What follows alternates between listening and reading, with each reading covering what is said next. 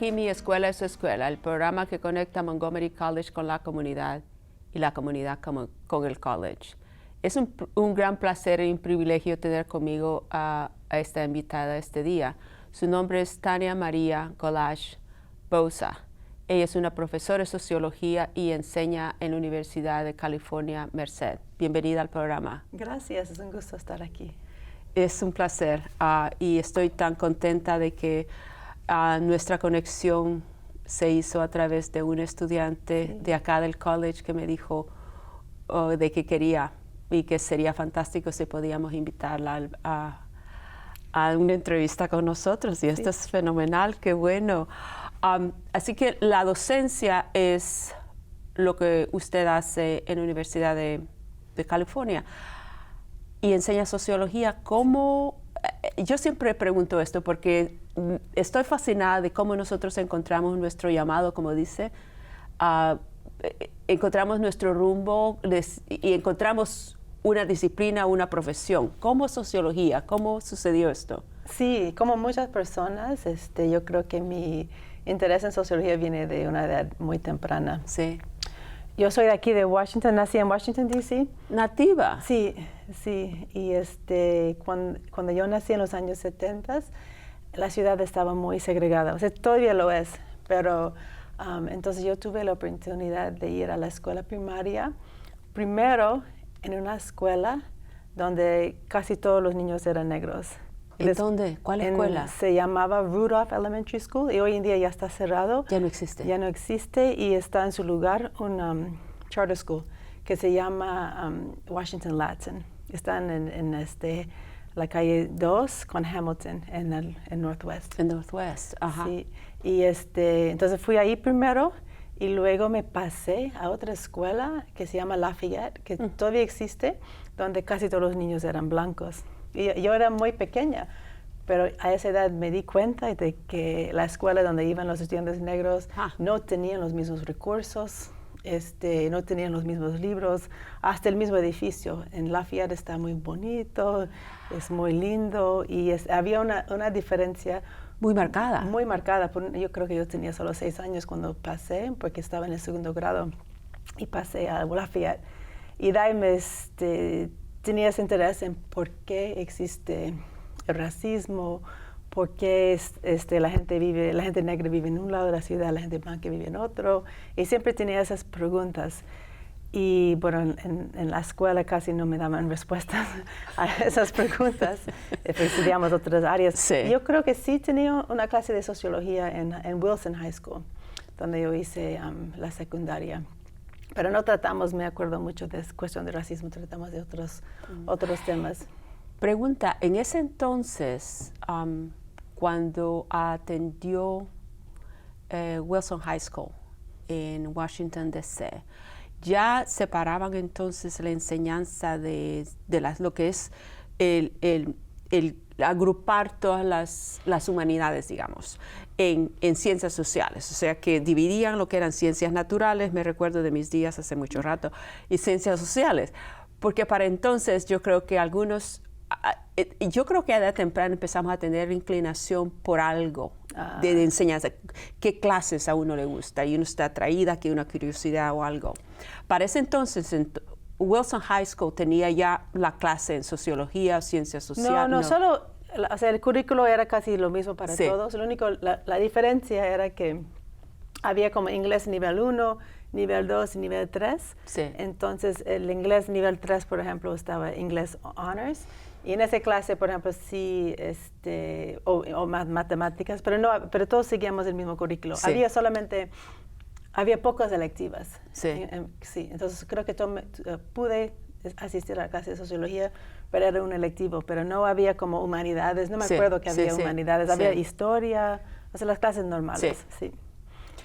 Eso es increíble porque regresando al punto que mencionaba, y ese es el hecho de que había curiosidad de observar el medio ambiente, porque yo creo que es lo que inicia, y ahora que no quiero adelantarme con nuestra conversación, pero ¿cómo es que nosotros desarrollamos esa habilidad de la curiosidad yo creo que es increíble y es un buen factor en la vida nuestra, Sí. porque nos permite hacer preguntas y encontrar respuestas a algo que nosotros no entendemos. Sí. No. Y cuando estamos chicos, nosotros los relacionamos igualmente todos, pero en algún momento esta diferencia sucede. Y obviamente es el medio ambiente que hace estas distinciones. Nosotros como pequeños la inocencia está ahí y esas diferencias no se entienden, no se comprenden. Sí. Y el hecho de atender una escuela que dice que era la gran mayoría personas de descendencia africana, negra, ¿no? Y el otro era blanco o En su mayoría caucásico, blanco, sí, sí. Entonces, tiene que ser, nosotros como chicos, primero yo he visto chicos en preescuelas, de que la relación no se distingue, todo el mundo se relaciona y todo el mundo la pasa bien, ¿no? Sí, sí, sí. ¿No? Sí, Y si hay alguna diferencia, se arregla la diferencia sin necesidad de llegar a extremos de ninguna clase. Entonces, le había curiosidad. Entonces, terminando la secundaria, después yendo a la universidad, ¿los estudios entonces universitarios fueron aquí en el área o fueron? Sí, estudié en la University of Maryland, aquí nomás, sí. Ah, sí. Y entonces, para entonces, lo que es el bachelor's degree fue ¿en qué? En filosofía. Ajá. Sí, sí. La otra pregunta también es buscando respuestas. Sí. Sí, bueno, cuando llegué a la University of Maryland, al principio yo quería ser, creo que ingeniera, Entonces yo quería seguir un curso de ingeniería. Pero mi primer semestre tomé una clase de cálculo, de química, de ciencia de computadoras y una clase de filosofía. Y no me gustaron las otras 3 clases, solo la de filosofía me gustó. Y entonces me dije, bueno, voy a estudiar filosofía, me quedé con esto. Entonces, después, me di cuenta después que quería estudiar sociología, pero decidí seguir con filosofía porque me gusta también tener, yo sabía que uno puede hacer el posgrado en lo que quiera, no importa lo que hace en el pregrado. Entonces yo entendía eso. Entonces me quedé con filosofía porque me gustaba el programa, me gustaban los profesores y tenía también un minor en francés. Entonces me quedé en las humanidades por todo el pregrado. Sí. Ahora, otra pregunta. Obviamente nos estamos comunicando en español. ¿Cuándo el español entró en la vida de Tania María? Sí. Bueno, básicamente yo aprendí español después, porque yo estudié el francés en la universidad.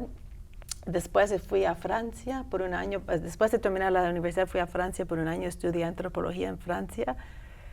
Y después yo fui a vivir en Portugal por un año y aprendí portugués. Y después fui a Sudamérica, fui a Brasil. Y de ahí de Brasil decidí viajar por Sudamérica. Oh, qué lindo. Y ahí aprendí español. Porque español solo tuve una clase de español en el high school y una clase en la universidad de un semestre, nada más. Y ahí, pero como ya hablaba francés y portugués, ya español ya. Sí. Ay, bueno, en realidad 4 lenguas entonces. Sí. ¿Usa mucho el portugués y el francés? Solo español. Yo creo que últimamente con el cambio demográfico en los Estados Unidos, la oportunidad que todos tenemos de practicarlo, si es un idioma secundario, es increíble porque no hay falta de personas que hablen el idioma y están en todos los lugares, ¿no? Sí. Docencia, trabajar como profesora, eso después de terminar el bachelor's degree en filosofía, ahí es cuando decidió estudiar sociología. Sí, cuando yo era estudiante yo trabajaba también en el verano, también durante el año trabajaba en oficinas, trabajaba en restaurantes, trabajaba en tiendas, tenía muchos trabajos, pero yo me di cuenta que no me gustaban esos trabajos, solo hacía por el dinero. Y yo dije, bueno, yo necesito una carrera que me trae gusto, que me guste, ¿no? Porque es una carrera, es muy larga. Sí. Y yo nada más miré a mi alrededor y dije, ¿a quién conozco que le gusta su trabajo? Y yo trabajaba en un restaurante fino, entonces yo conocía muchos abogados, muchos doctores, pero ellos no me parecía que les encantaba su trabajo. Llegaban agotados, estresados, son los que yo conocía. Sí. Pero tenía un profesor de filosofía y él me parecía que le gustaba mucho su trabajo. Le gustaba trabajar con estudiantes, le gustaba hacer sus investigaciones, sus estudios, leer. Entonces yo dije, él está feliz, yo quiero ser como él. Bien, sí. Sí, yo escogí ser profesora. Pero yo sabía que uno tenía que hacer el posgrado.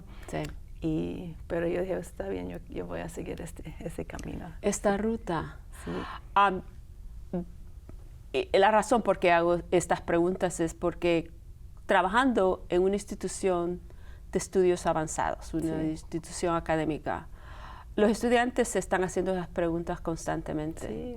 Llegan a college, aquí a Montgomery College, y hacen el primer semestre. Y yo sé que cuando terminan la secundaria, ellos vienen con una visión de lo que quieren estudiar. Sí. Y los primeros 2 semestres o los primeros 2 años de los estudios son para determinar, bueno, y en realidad qué es lo que a mí me gusta hacer, qué es lo que me gustaría hacer el resto de mi vida, si es posible, ¿no? Pero por lo menos determinar y refinar esto, porque hay muchas cosas que nos encanta hacer y muchas veces podemos hacer la combinación de diferentes carreras o diferentes disciplinas y resulta, ¿no? Sí.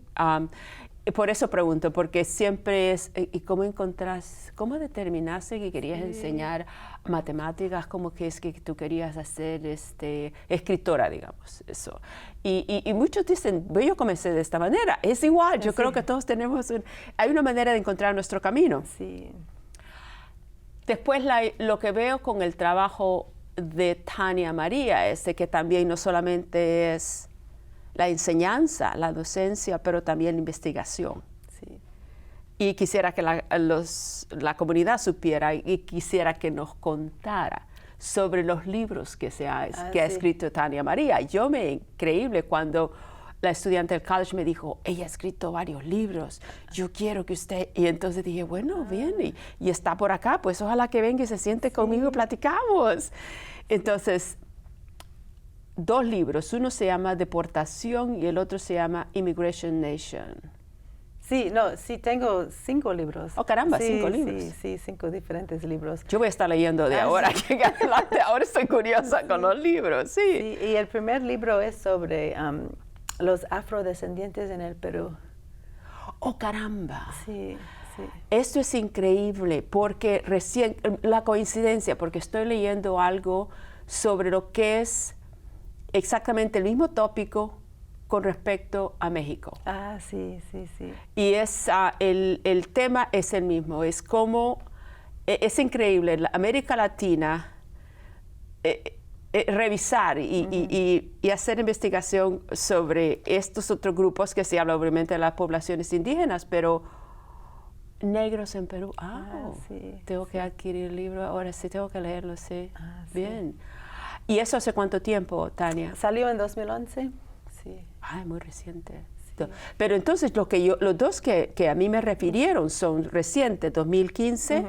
Sí, 2015 y 2012, creo, sí. Así que el primero fue el investigando Perú, lo del Perú, negros o africanos descendientes en Perú, porque están los descendientes de Asia. Entonces, Perú tiene también una gran cantidad de población asiática. Sí, tiene de todo, sí. Eso es increíble, sí, eso es increíble. Nosotros sabemos que América Latina tiene una gran cantidad, un porcentaje grande de poblaciones africanas, y eso es por lo mismo de la esclavitud. Exacto. Y las descendencias africanas están dependiendo de dónde estaba la influencia más grande en los puertos cercanamente. ¿A dónde encontraron la población africana? ¿Está a través de todo Perú? En Perú están concentrados en la costa. O sea, Perú tiene como 3 culturas: la costa, la sierra y la selva. Sí. Entonces casi todos los afrodescendientes están en la costa. ¿Costa del sur o el costa del norte? Todo de la costa. Toda la costa, sí. No hay, porque hay pueblos desde el norte hasta el sur donde hay, porque han habido haciendas ahí antes, sí. ¿Y lo usaban para trabajar en las haciendas. Sí, y también y había una gran concentración de gente afrodescendiente en Lima, en la capital también. Ahí trabajaban en varias cosas en la capital, sí. Sí, porque visitando, dependiendo de donde se visita en América del Sur, Ecuador tiene un grupo grande. Sí. Lo mismo es Colombia, por Sí. supuesto. Si usted se visita la ciudad de Barranquilla, tiene una población bien grande. Sí, no, es fascinante ver lo que es la geografía y la topografía de los lugares y los países en América del Sur. Yo me he quedado fascinada de encontrar lo que acaba de escribir usted, lo que es la costa, y después tiene del desierto, y después uno está en la montaña, y después uno está en la selva. Sí. Es increíble. Yo estoy fascinada con América Latina. Es increíble. Sí. Y he visitado, no todos los países, pero me faltan algunos todavía. Con referencia a determinar el tema de investigación, y todo esto relacionado dentro del campo de la disciplina de sociología, sí. Desde el punto de vista Sí, porque mira, sabemos que en todas las Américas tenemos básicamente una historia muy parecida. Que primero estaba la gente indígena que vivía acá, luego llegaron los europeos y con ellos trajeron gente esclavizada para trabajar, y luego después llegaron los asiáticos. Entonces tenemos como las mismas 4 poblaciones que forman parte de esos países, pero lo que pasa es que en cada país resulta un poco diferente la sociedad, ¿no? Por ejemplo, hay racismo en todos los países de las Américas, pero tiene un sabor un poco diferente en cada país. Entonces, a veces es interesante. Uno sabe que aquí en Estados Unidos hay racismo y tiene su forma de expresarse. Sí, de expresarse. Entonces, para mí me interesaba ver cómo funciona el racismo en el Perú. Y no es igual.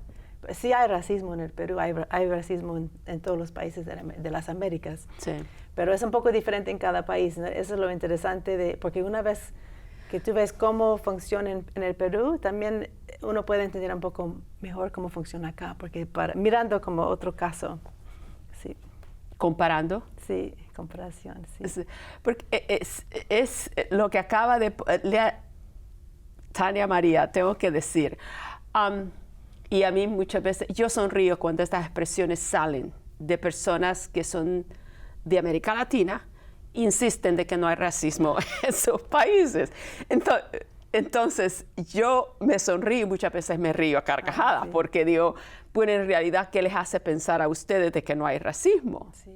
Porque obviamente si uno procede de América Latina y tiene un nivel de conciencia social, el racismo es claro. Sí. El racismo es claro, es visible, es palpable. Sí, sin duda, sí. ¿Verdad? Entonces, dependiendo cuál es el color de la persona, uno puede negar que hay racismo, uno puede admitir que hay racismo, ¿no? Entonces, es interesante porque es una conversación que muchas veces nosotros no queremos tener. No queremos abordarla, porque lo que hace es requiere la reflexión interna y de admisión y reconocer, ¿no? Sí. Y eso es muy difícil, porque nosotros como personas que venimos de fuera de los Estados Unidos y ahorita residimos en los Estados Unidos de América, hoy escuchamos esto y vemos el racismo en los Estados Unidos, y obviamente nosotros no nos incluimos dentro de todo este paquete de lo que es racismo. Sí. ¿No? Entonces, yo he escuchado inclusive a niveles muchas veces académicos en el que se hace una distinción de que el hecho de que yo sea una persona de color, eso significa que yo no puedo ser racista con otras personas. Y yo me sorprendo porque digo, ¿hasta cuánto nosotros justificamos ¿no? La injusticia? Sí. Y es la diferencia de clases, obviamente es clase, nos vemos en diferentes colores, nos vemos en diferentes lugares, en diferentes escalones, pero nos distinguimos y hay una gran necesidad bien grande por esto, ¿no? Sí. Es increíble, ahora tengo que buscar el libro. Y tengo ya uno que he comenzado con referencia a este tópico con México, que es increíble, de cómo se admite y lo otro que tiene mucho que ver, que en los Estados Unidos se habla de esto, es el hecho de que estos grupos que nosotros consideramos en este país los conocen como minorías, ¿no? Y la razón es muy clara. La minoría es una persona, son grupos que no están en poder, se supone. Pero en América Latina, la gran mayoría es de color. Sí. Y entonces ahí definitivamente no hay manera en que van a decir que es la raza la que hace que alguien tenga o no tenga. Prácticamente es cuestión económica. Sí. No, pero hey, yo qué sé. No, esto es increíble, Tania María. La comunicación entre usted y yo va a seguir mucho porque obviamente sería bueno de que nosotros como institución de estudios académicos tuviéramos la oportunidad de tenerla en el futuro y poder hablar sobre esto a nivel de college, a nivel de la institución. Los estudiantes del college se beneficiarían mucho de esto. Entonces, ¿este es el libro, el primero que usted escribió o ya había escrito algo antes? Sí, es el primero, sí. Sí. Y después ya no ha parado, parece, ¿no? Sí. Parece, ¿no? Sí. Entonces, esto es explorando lo que es las personas de descendencia africana en Perú. ¿El otro cuál es? Después escribí un libro que se llama Immigration Nation, Nación de Migrantes. Y ese libro es sobre por qué tenemos inmigrantes en los Estados Unidos. O sea, cuál ha sido el papel de los Estados Unidos en los países que mandan inmigrantes.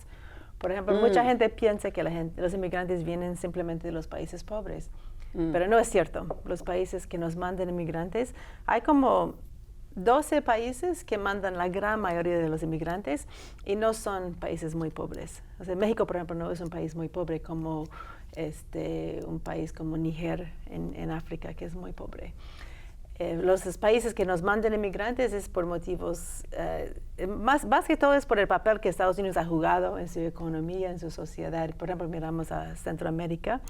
La razón por la cual hay muchos centroamericanos en los Estados Unidos es porque Estados Unidos se ha estado metiendo en la economía, en la sociedad, en las guerras y las políticas de Centroamérica por 100 años, por lo menos.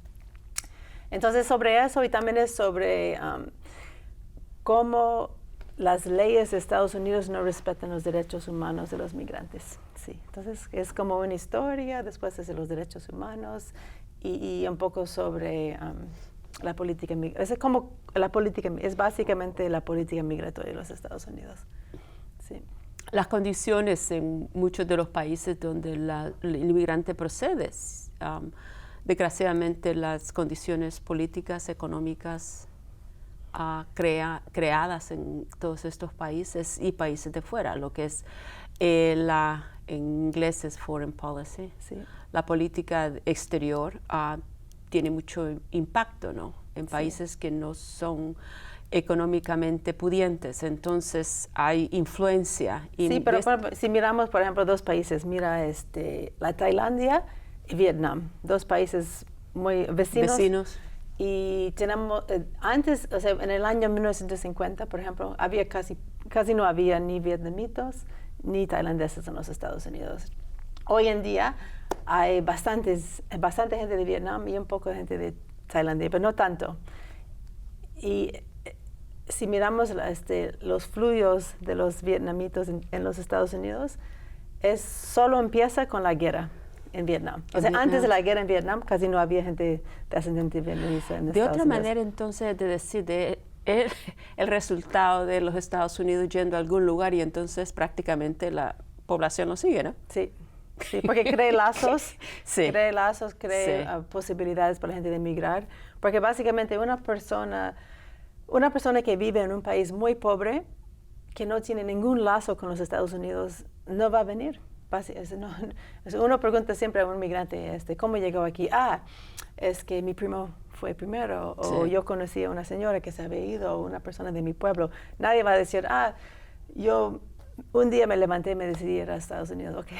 Siempre hay lazos. Sí. Entonces, esos lazos son creados por guerras, por economías, por políticas. Sí. El trabajo en la universidad, ¿cómo residente nacida en el área metropolitana, Washington, D.C. Yo me recuerdo mis días recién llegada al área y yo no conocía a muchas personas originarias de Washington, porque Washington es un lugar que atrae gente de los Estados Unidos a la capital y gente extranjera que trabaja en organizaciones internacionales y eso. Y me recuerdo, yo contaba los primeros, usted es nativo, o sea, ¿qué es nativo? Y empezaba a contarlos porque prácticamente la gran mayoría, la ciudad del distrito tiene alrededor de 670, sí, por ahí, sí. 670,000 residentes y cambia dependiendo cómo las cosas andan en Washington, pero no ha cambiado demasiado. Entonces, ir a California, ¿trabajó usted o trabajaste acá mucho rato antes de irte a California? Sí, antes de irme a California yo trabajé aquí, pero solamente como en restaurantes, en oficinas, o sea, trabajos cuando estaba estudiando. Sí. Bien, esto es increíble. Obviamente el tiempo se nos va a ir y no vamos a terminar porque nada más hemos cubierto quizás 1 o 2 libros y digo yo, chispas, ha escrito 5 libros. ¿Sí? Tania María, tú has estado ocupada. Sí. Sí. Y además de eso, enseñanza, docencia. Sí. Allá, ¿cuánto tiempo ya en California? En universidad? California estoy 7 años, sí. Porque en mi trabajo de docencia es muy difícil conseguir un puesto. Entonces uno tiene que estar dispuesto a irse donde hay trabajo. Sí, por supuesto. Eso, sí. Ahora, antes de despedirnos y decir hasta la próxima, porque va a haber una próxima, ¿dónde puede la comunidad encontrar los libros? Los libros están en inglés entonces, sí, ¿verdad? Sí, están en inglés, sí. Pero si yo busco en el internet, Google, y busco el nombre